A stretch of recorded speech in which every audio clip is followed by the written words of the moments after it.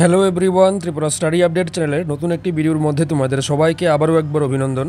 বন্ধুরা, আজকের এই নতুন একটি ভিডিওর মধ্যে কেন্দ্রীয় সরকারের একটা ব্যাংক থেকে প্রকাশিত নতুন একটি রিক্রুটমেন্ট নোটিফিকেশন নিয়ে আমরা এই ভিডিওর মধ্যে উপস্থিত হয়েছি।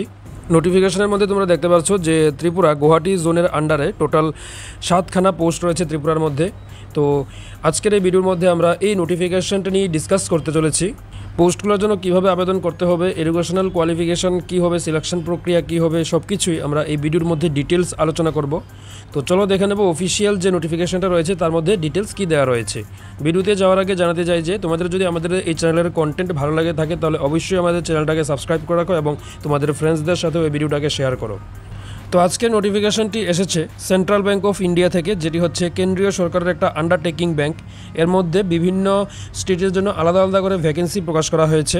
প্রথমেই বলা হয়েছে human capital management recruitment and promotion department central office, অর্থাৎ সেন্ট্রাল ব্যাংক অফ ইন্ডিয়া থেকে এই রিক্রুটমেন্টটি প্রকাশ করা হয়েছে।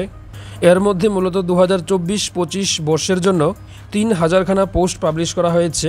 এই ব্যাংকের মধ্যে রিক্রুটমেন্ট করা হবে। এগুলো হচ্ছে অ্যাপ্রেন্টিসশিপ পোস্ট, অর্থাৎ তাদেরকে 1 বছরের জন্য নিয়োগ করা হবে।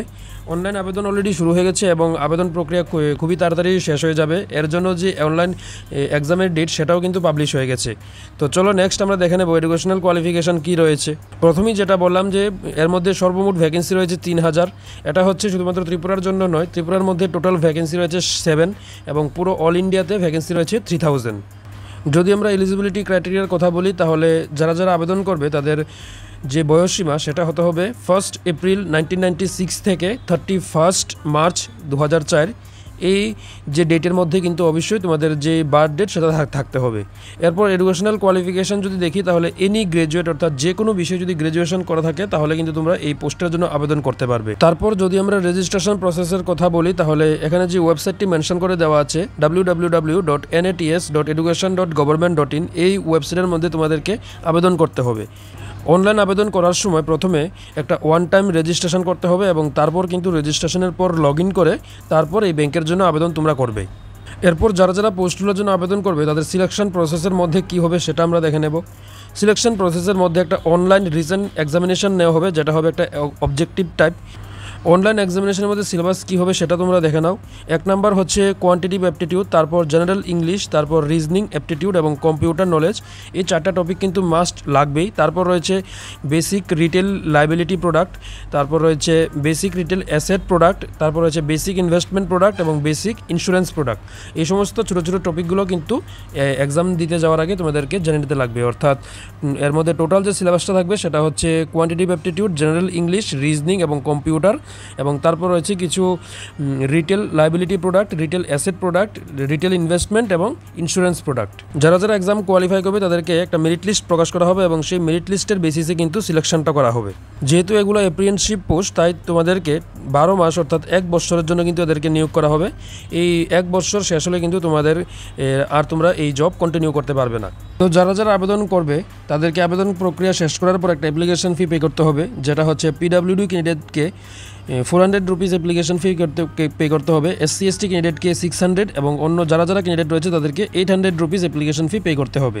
ভ্যাকেন্সি যেটা রয়েছে সেটা আগেই মেনশন করে দিয়ে দিলাম যে ত্রিপুরার জন্য টোটাল ভ্যাকেন্সি রয়েছে 7, অর্থাৎ 7খানা পোস্টের জন্য কিন্তু তোমরা এই আবেদনটা করতে পারবে। ত্রিপুরার মধ্যে পোস্টিং হবে, ত্রিপুরা বিভিন্ন এরিয়াতে কিন্তু তোমরা পোস্টিংটা পেয়ে যাচ্ছ। আর যারা যারা ওয়েস্ট বেঙ্গল থেকে আমাদের এই ভিডিওটা দেখছো তাদের জন্য বলে রাখি যে তোমরা ওয়েস্ট বেঙ্গলের মধ্যে টোটাল ভ্যাকেন্সি পেয়ে যাচ্ছ 194, 194খানা পোস্ট কিন্তু ওয়েস্ট বেঙ্গলের জন্য রয়েছে এবং ত্রিপুরার জন্য টোটাল ভ্যাকেন্সি রয়েছে 7। তো নোটিফিকেশনের মধ্যে ইম্পর্টেন্ট যা যা ডিটেলস দেওয়া রয়েছে সব কিছু আমরা আলোচনা করলাম। এখন আমরা দেখে নিচ্ছি যে এর জন্য যে আবেদন প্রক্রিয়াটা সেটা কত তারিখ পর্যন্ত তোমরা করতে পারবে। একটা অ্যাডিশনাল নোটিফিকেশনের মাধ্যমে বলা হয়েছে যে এর যেই লাস্ট আবেদন প্রক্রিয়া সেটা কিন্তু 17 জুন 2024 পর্যন্ত থাকবে, অর্থাৎ 17 জুন 2024 পর্যন্ত তোমরা এর জন্য আবেদনটা করতে পারবে। যারা যারা আবেদন তোমরা এখনও করোনি তোমাদের জন্য ভালো একটা সুযোগ রয়েছে, তোমরা এখনও আবেদনটা এখনও করতে পারবে। জেনারেল ক্যান্ডিডেটদের 800 রুপিস অ্যাপ্লিকেশন ফি পে করতে হবে, SC STদের 600 এবং PW ক্যান্ডিডেটদের 400 রুপিস অ্যাপ্লিকেশন ফি পে করতে হবে। আবেদন প্রক্রিয়ার যে লাস্ট ডেট সেটা হচ্ছে 17 জুন 2024। এরই সাথে এর যে টেন্টেটিভ অনলাইন এক্সামিনেশনের ডেটটা আছে সেটাও জানিয়ে দেওয়া হয়েছে 23 জুন 2024 কিন্তু এর যে অনলাইন এক্সামটা সেটা নিয়ে নেওয়া হবে।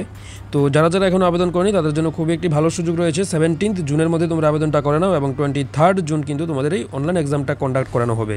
তো এটাই হচ্ছে নোটিফিকেশনটার জন্য একটা শর্ট ভিডিও। যদি আমাদের এই চ্যানেলের কন্টেন্ট যদি তোমাদের ভালো লাগে থাকে তাহলে আমাদের এই চ্যানেলটাকে সাবস্ক্রাইব করে রাখো এবং তোমাদের ফ্রেন্ডসদের সাথে ওই ভিডিওগুলোকে শেয়ার করো।